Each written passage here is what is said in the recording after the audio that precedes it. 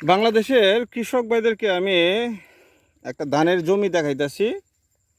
জমিটা হইল হীরা 19 নম্বর ধান।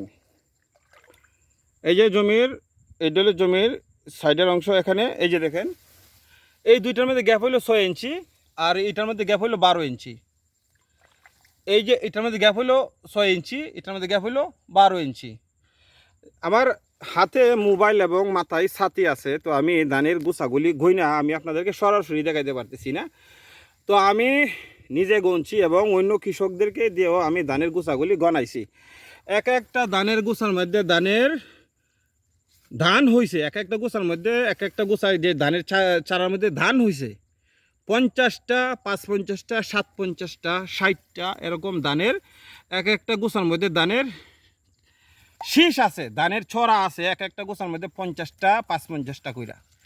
এই যে দেখছেন ধানের গোছা, এটা হলো 6 ইঞ্চি ফাঁক, এটা হলো 12 ইঞ্চি ফাঁক। দেখছেন এক একটা গোছার মধ্যে এই দেখেন ধান, এবং এই যে উপরে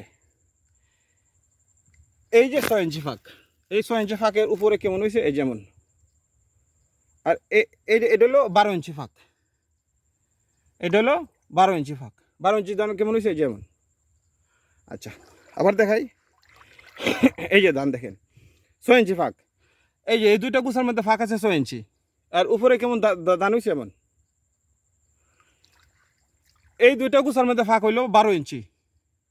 এই যে এইটা হলো 6 ইঞ্চি। এই দেখেন ছোট চিকন দেখা যাচ্ছে, এই দুটো 6 ইঞ্চি ফাঁক, আর বড় হইলো 12 ইঞ্চি ফাঁক। ধানের অবস্থা কেমন এই যেমন, তাই না? হীরা 19 নম্বর ধান। কীভাবে সার দিছি? ধান রোপণের আগে 4 জাতের সার দিছি আধা কেজি কইরা।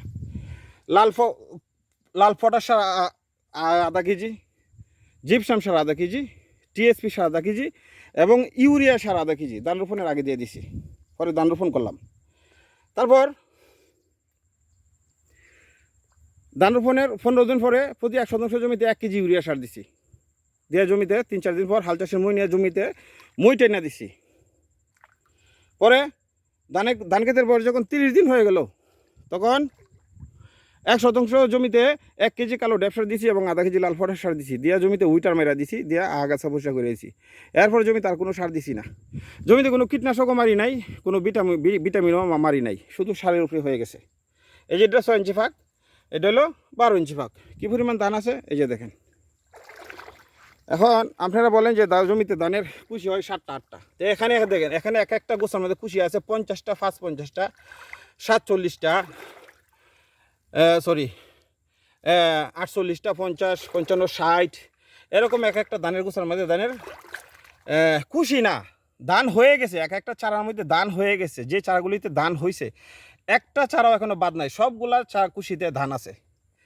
সবগুলা কুশিতেই এই দেখেন ধানের কুশি, সবগুলা কুশিতেই ধান আছে। এখানে 55টা ধানের চারা আছে এবং প্রত্যেকটা ধানের চারাতেই ধান আছে। এই যে ধান একটা গোছার মধ্যে, এটা হইলো 12 ইঞ্চি ফাঁক, আর এটা হইলো 6 ইঞ্চি ফাঁক। কথা বলছেন? এই গোছাটার মধ্যে ধান আছে আপনার কত 53টা। এই গোছাটার মধ্যে ধান আছে 53 পিস ধানের চারা আছে, এবং প্রত্যেকটা ধানের চারাতে ধান আছে। এই যে দেখেন ধানের গোছা, এটা 12 ইঞ্চি ফাঁক, এটা 6 ইঞ্চি ফাঁক। এখানে ধান আছে 60টা, এখানে 60টা ধানের চারা আছে, এবং 60টা ধানের মধ্যেই ধান হয়ে গেছে। এই যে ধান। বলবেন যে ধানের কুশি বেশি হইলে ধানের ছড়া ছোটো হবে। ধানের ছড়া ছোটো কিনা দেখেন, এটা কি ধানের ছোটো ছড়া নাকি বড় ছড়া আপনারা নিজেরাই দেখেন। এই যে ধানের ছড়াগুলো কি ছোটো না বড়, নিজেরা দেখেন। এই যে 50, 60, 50টা, 60টা, 50টা, 60টা করে ধানের চারা, এবং প্রত্যেকটা ধানের চারাতেই 50টা, 60টা করে ধানের শীষ আছে, ধানের ছড়া আছে, ধানের বাইল আছে। এই যে দেখছেন জমিতে কীভাবে সার দিছি। ধান রোপণের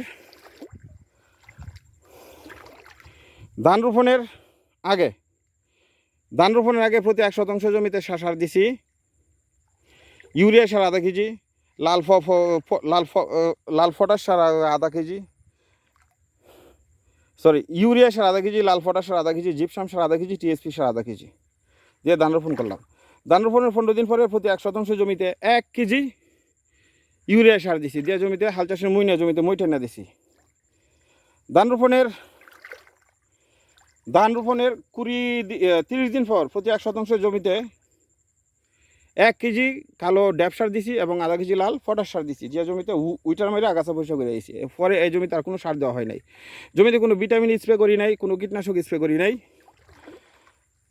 আচ্ছা, তবে একটা বিষয়, আপনারা সবাই ধানের বয়স যখন 35 দিন হয়ে যাবে বা 40 দিন হয়ে যাবে, প্রতি 1 শতাংশ জমিতে আপনারা সিলেটের জিঙ্ক নেবেন 3 গ্রাম আর ফিটকারি নেবেন 5 গ্রাম প্রতি 1 শতাংশ জমিতে।